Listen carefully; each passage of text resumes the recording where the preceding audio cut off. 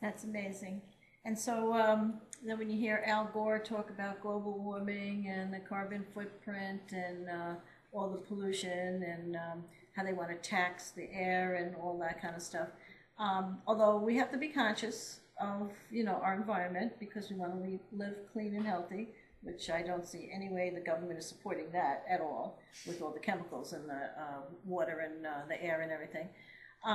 But this is coming from the universe. This is coming from our galaxy. It's coming from beyond our galaxy. This galactic wave is moving towards us, and it's firing things up, and it's changing not only the DNA in us, but in all the planets and everything around us. So this isn't just something that corporations or, you know, people, if they, you know, stop, you know, using so much water or melting of ice caps. This has more to do with the heating up in the core of our own particular planet and the heating up of the sun and all the other planets that revolve around our sun. And it goes further than that. It goes into the universe. And that galactic wave is pretty powerful. There are a lot of reports that that when that hits us, there is the, which might be around 2012, they're all coming together, is the thing that the DNA is needing to push and shift our consciousness in the massive level. So that's very interesting how that comes into play with the Mayan calendar. Now the Mayans, you know, the ancient Mayans, they were sort of like the timekeepers. They made, you know, several calendars. The Tune and the Tolkien were the ones that we're concerned with right now, and especially with, it's called the long count. And they equate these days through sort of like how our evolutionary process. Okay, now what I'm talking about, the sixth night, you know, even in Genesis and in all the Bibles, it took, creation took 7 days, and there was 7 days and 6 nights, and the Mayan calendar is reflecting that in accord with the biblical prophecies. And not only the Mayan calendar, but there's many other calendars. The only thing that isn't in accord with anything is the Gregorian calendar, because that was sort of like forced on us by Pope Gregory back then, when they just wanted to you know, shift our consciousness. And that's the calendar we have right now. That's the calendar we have right now that celebrates Christmas and, you know, New Year's and, you know, every other little thing that you can imagine, but it has nothing to do with actually the changes of the earth and the natural rhythms that we are a part of this divine plan.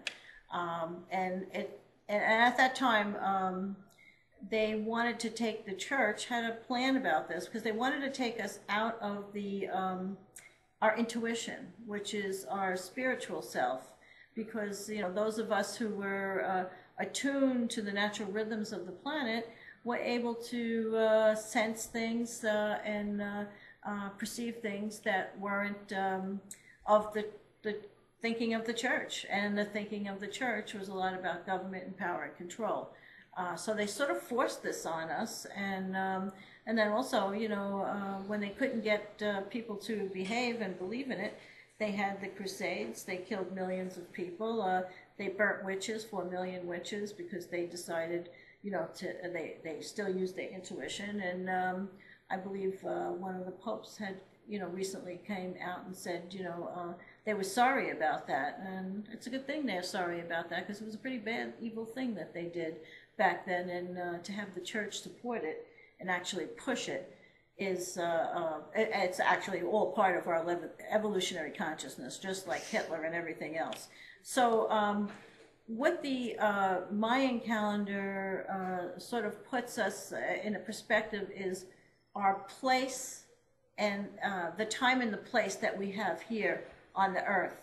And when you have that time and place, you know you are part of this divine plan. And every day, it's a personal journey for you, integrated in the divine plan. So you feel a part of this whole, the workings of the universe and this whole oneness of the consciousness. where the Gregorian calendar, unless you have money to go Christmas shopping, you don't feel a part of the holidays and whatever we're celebrating, and that's why there's more suicides and depression and it's like a division, really, right? Things like that, because they're using another part of your brain. They're telling you to spend money that you don't have, to have fun that you don't feel, because we're out of sync with our natural rhythm of the universe.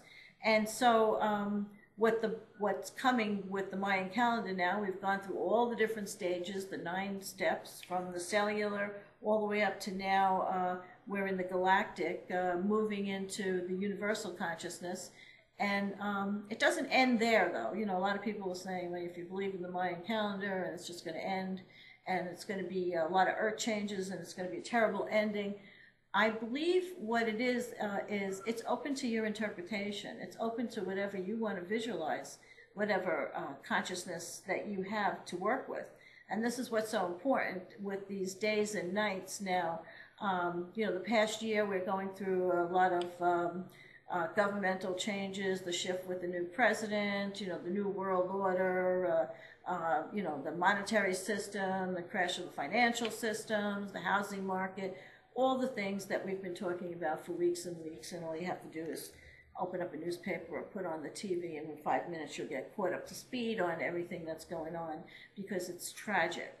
And then in this point right now, we've moved into a space within less than 1 year, 360 days, we move into a space that we're now, our consciousness is now applying what it's learned, where it used to take hundreds of years, and I'm a baby boomer, so back when I was born, it was like 19 and a half years every cycle of the day and night, and now it's going to be moving into every 20 days. So, and this is what's confusing to the mind, because the mind is not built for speed. The mind can only take on 24 thoughts per second, and that's what we talked about before at one time, the flicker thing that how they sell you advertising, and how they work the TV and the computers and things like that. So when we're under a lot of stress, the natural ability, the natural way that a man and animal handles the stress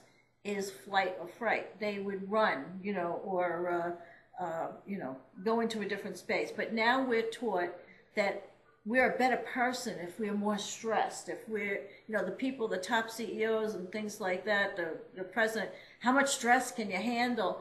But the mind cannot handle that much stress and efficiently. And so here's where this whole breakdown of this whole system comes to play, because they're using their minds to think of things that won't work, and a lot of then greed and all that stuff comes into play.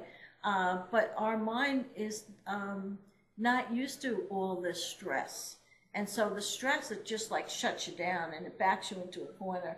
And then you say, the mind says, well, I really don't understand. And then it shrinks back into the space where the full consciousness, the light of the higher self can come through and take the view and the perspective and take over. And that's what happens, like if you were ever in a serious car accident or any you know, kind of serious trouble where you were in danger, everything seems to slow down, because your mind moves into the back place and your consciousness moves up to the front. And you're not in space-time anymore, reality.